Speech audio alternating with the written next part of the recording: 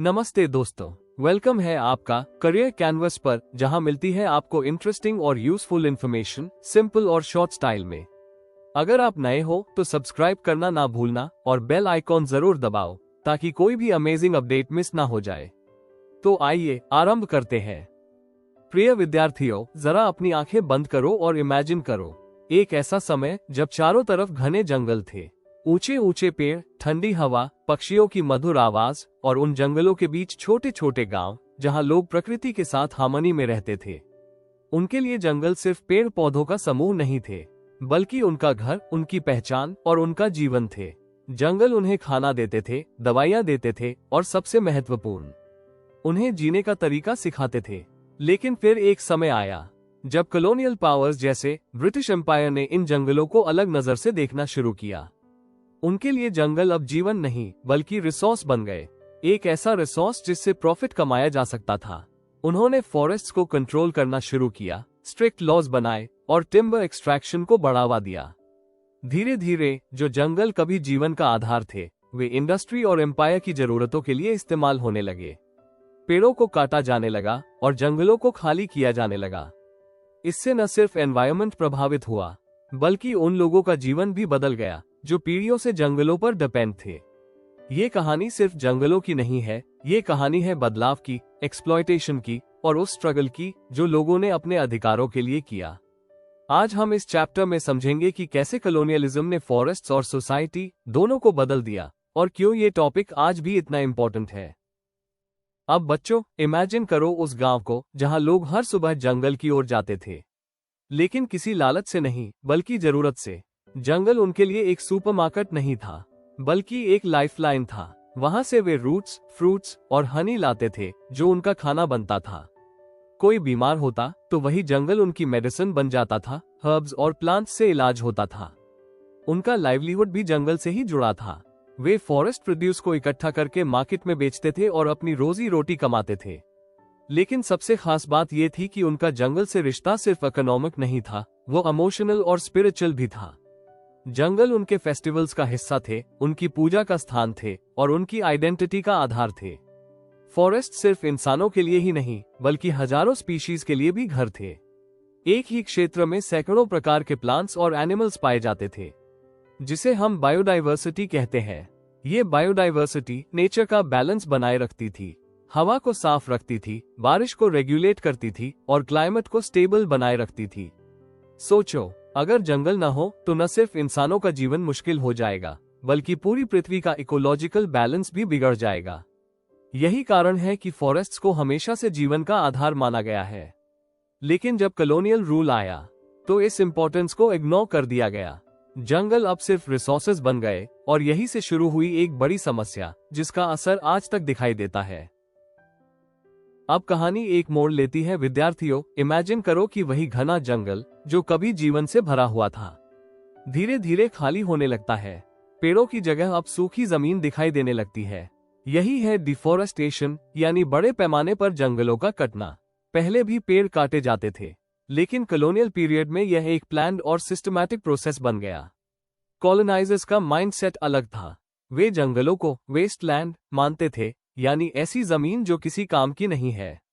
उनके अनुसार इस लैंड को इम्प्रूव करना जरूरी था और इम्प्रूवमेंट का मतलब था एग्रीकल्चर और इंडस्ट्री के लिए इस्तेमाल करना। सबसे पहला कारण था एग्रीकल्चर का एक्सपेंशन। पॉपुलेशन बढ़ रही थी और फूड की डिमांड भी बढ़ रही थी। ब्रिटिश रूलर्स ने कमर्शियल क्रॉप्स जैसे कॉटन, जूट और शुगर को बढ़ावा दिया, जिससे कल्टिवेटेड लैंड तेजी से बढ़ने लगा। इसके लिए फॉरेस्ट्स को साफ किया गया और लाखों पेड़ काट दिए गए। दूसरा बड़ा कारण था रेलवेज। जब भारत में रेलवे नेटवर्क डेवलप हुआ तो हर माइल के लिए हजारों वुडन स्लीपर्स की जरूरत पड़ी। ये स्लीपर्स मजबूत लकड़ी से बनते थे जो सिर्फ जंगलों से मिल सकती थी। ब्रिटिश ने कंट्रैक्टर्स को काम दिया और इन कंट्रैक्टर्स ने बिना सोचे समझे पेड़ों को काटना शुरू कर दिया। उनके लिए प्रॉफिट ज्यादा इंपॉर्टेंट था, नेचर नहीं। तीसरा कारण था शिप बिल्डिंग। ब्रिटिश नेवी को अपने जहाज बनाने के लिए मजबूत टिम्बर चाहिए था। भारत के जंगल उनके लिए परफेक्ट सोर्स थे, इसलिए यहाँ के पेड़ों का बड़े पैमाने पर इस्तेमाल किया गया। और फिर आया प्लांटेशन एग्रीकल्चर, जहां फॉरेस्ट्स को साफ करके टी, कॉफी और रबर के प्लांटेशंस लगाए गए। ये जमीन यूरोपियन प्लांटर्स को बहुत सस्ते दाम पर दी गई। इससे जंगल और भी तेजी से खत्म होने लगे। इस तरह बच्चों, एक के बाद एक कारणों ने मिलकर जंगलों को खत्म करना शुरू कर दिया। जो जंगल कभी जीवन का आधार थे, वे अब प्रॉफिट और पावर का साधन बन गए। और यहीं से शुरू हुआ एक ऐसा बदलाव जिसने नेचर और सोसाइटी दोनों को गहराई से प्रभावित किया। अब हमारी कहानी और गहरी होती है। इमेजिन करो, वही जंगल जहां पहले लोग फ्रीली घूमते थे, अब वहां बाउंड्रीज खींच दी गई है। गार्ड्स खड़े हैं और हर पेड़ पर जैसे किसी और का हक हो गया है। यही वो समय था जब ब्रिटिश एम्पायर ने फॉरेस्ट्स को पूरी तरह कंट्रोल करने के लिए एक नया सिस्टम शुरू किया, जिसे कहा गया साइंटिफिक फॉरेस्ट्री।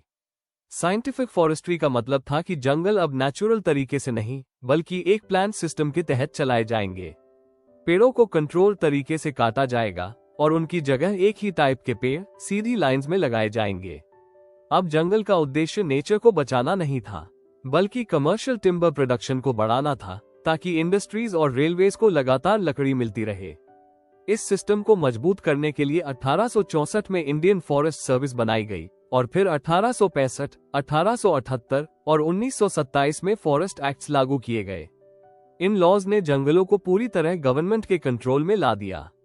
अब फॉरेस्ट्स को 3 पार्ट्स में बांटा गया: रिजर्व्ड फॉरेस्ट्स, प्रोटेक्टेड फॉरेस्ट्स और विलेज फॉरेस्ट्स।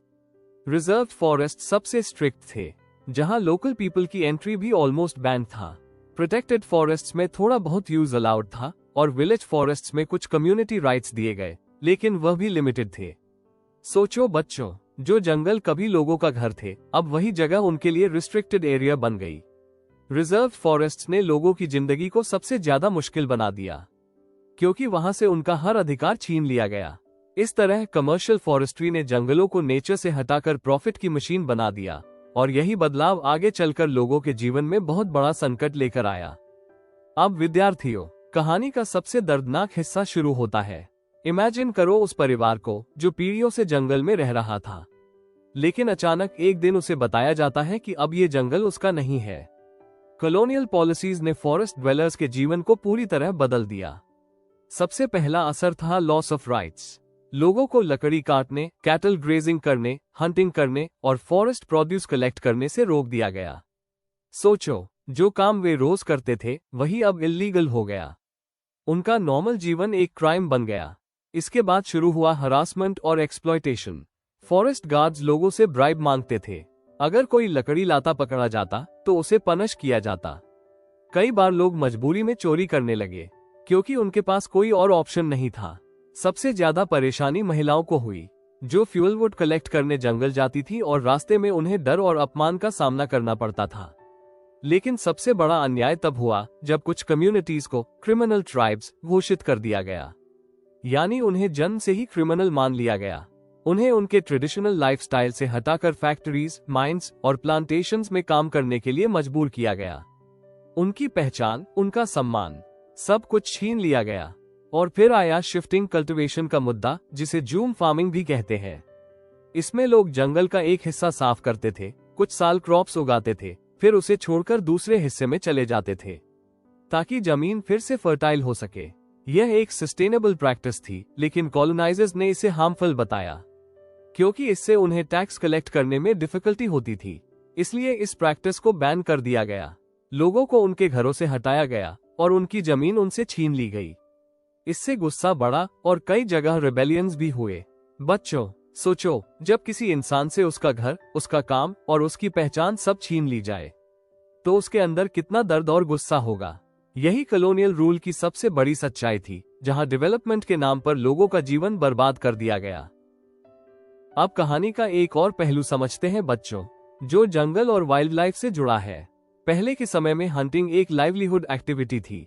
लोग जरूरत के लिए शिकार करते थे ताकि उनका परिवार खा सके। इसमें कोई लालच नहीं था, सिर्फ सर्वाइवल था। लेकिन कॉलोनियल रूल के बाद ये पूरी तरह बदल गया। अब लोकल लोगों के लिए हंटिंग बैन कर दी गई और वही हंटिंग ब्रिटिश ऑफिशियल्स के लिए एक स्पोर्ट बन गई। इमेजिन करो, जहां पहले शिकार जीवन का हिस्सा था, अब वो एंटरटेनमेंट बन गया।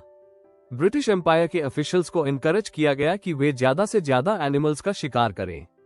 यहां तक कि रिवॉर्ड्स भी दिए जाते थे। टाइगर्स, वुल्व्स और लेपर्ड्स को मारने पर इनाम मिलता था। इसका रिजल्ट क्या हुआ? एनिमल्स की संख्या तेजी से कम होने लगी। जो वाइल्ड लाइफ पहले बैलेंस बनाए रखती थी वो धीरे धीरे खत्म होने लगी। इससे इकोलॉजिकल इम्बैलेंस पैदा हुआ और नेचर का सिस्टम डिस्टर्ब हो गया। सोचो बच्चों, जब इंसान जरूरत से ज्यादा नेचर में इंटरफियर करता है तो उसका असर सिर्फ एनिमल्स पर नहीं बल्कि पूरे एनवायरनमेंट पर पड़ता है। यही कारण है कि कॉलोनियल हंटिंग पॉलिसीज ने न सिर्फ वाइल्ड लाइफ को नुकसान पहुंचाया बल्कि नेचर के बैलेंस को भी गहराई से डिस्टर्ब कर दिया। बच्चों, अब कहानी हमें एक नए मोड़ पर लेकर आती है जहां जंगल सिर्फ रिसोर्स ही नहीं रहे बल्कि एक बड़ा बिजनेस बन गए। इमेजिन करो, वही लोग जो पहले जंगल के मालिक जैसे थे अब वही लोग अपने ही जंगल में मजदूर बन गए हैं। कॉलोनियल रूल के दौरान फॉरेस्ट ट्रेड पूरी तरह यूरोपियन कंपनीज के कंट्रोल में चला गया। पहले लोकल लोग अपने हिसाब से फॉरेस्ट प्रोड्यूस इकट्ठा करते थे और उसे बेचकर अपनी इंडिपेंडेंस बनाए रखते थे, लेकिन अब सब कुछ कंपनीज डिसाइड करने लगी। इसका सबसे बड़ा असर यह हुआ कि लोकल कम्युनिटीज अपनी इकोनॉमिक फ्रीडम खो बैठे। अब वे अपने लिए नहीं बल्कि कंपनीज के लिए काम करने लगे। उन्हें बहुत कम वेजेस मिलती थी और वर्किंग कंडीशंस बहुत खराब होती थी।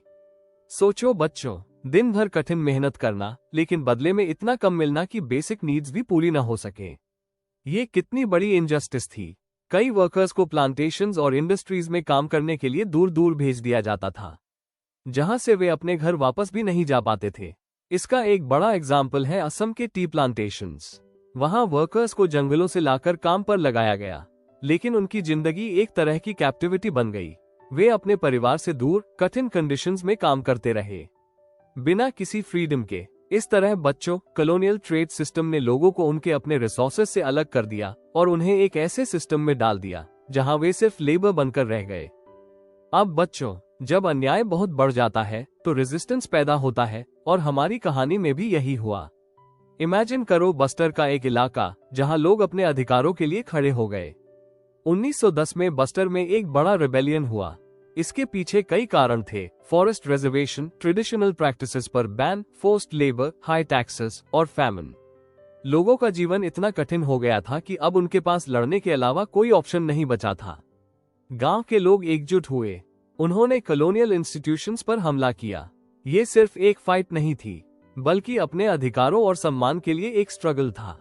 सबसे इंटरेस्टिंग बात यह थी कि लोग कम्युनिकेशन के लिए सिंबल्स का इस्तेमाल करते थे, जैसे लीव्स और मैसेजेस के जरिए इंफॉर्मेशन स्प्रेड की जाती थी। इससे पूरा इलाका एक स्ट्रॉन्ग नेटवर्क में जुड़ गया। इस रिबेलियन के लीडर थे गुंडाधुर, जिन्होंने लोगों को इंस्पायर किया और उन्हें एकजुट किया। उनके नेतृत्व में लोगों ने कॉलोनियल पावर को चैलेंज किया। हालांकि इस रिबेलियन को सप्रेस कर दिया गया, लेकिन इसका असर बहुत बड़ा था।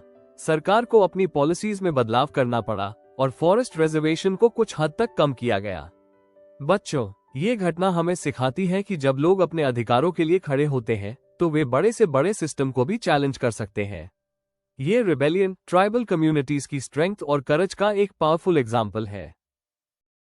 अब बच्चों, हमारी कहानी भारत से बाहर निकलकर एक और जगह पहुंचती है, जावा। यहाँ भी सिचुएशन बहुत हद तक भारत जैसी ही थी। जावा में भी फॉरेस्ट्स कॉलोनियल पावर्स के कंट्रोल में थे। विलेजेस के राइट्स को रिस्ट्रिक्ट कर दिया गया था और फॉरेस्ट्स को इंडस्ट्रीज के लिए इस्तेमाल किया जा रहा था। यानी जो कहानी हमने भारत में देखी वही यहाँ भी रिपीट हो रही थी। यहाँ एक सिस्टम था जिसे कहा जाता था ब्लैंडोंग-विंस्टन सिस्टम। यह एक फोर्स्ड लेबर सिस्टम था जिसमें विलेजेस को मजबूर किया जाता था कि वे टिम्बर काटें और लॉग्स को ट्रांसपोर्ट करें। सोचो, बिना अपनी मर्जी के कठिन काम करना। यह एक तरह की एक्सप्लॉयटेशन ही थी। बाद में इस सिस्टम को थोड़ा बदला गया और लोगों को लो वेजेस दिए जाने लगे, लेकिन उनकी स्थिति में ज्यादा सुधार नहीं आया।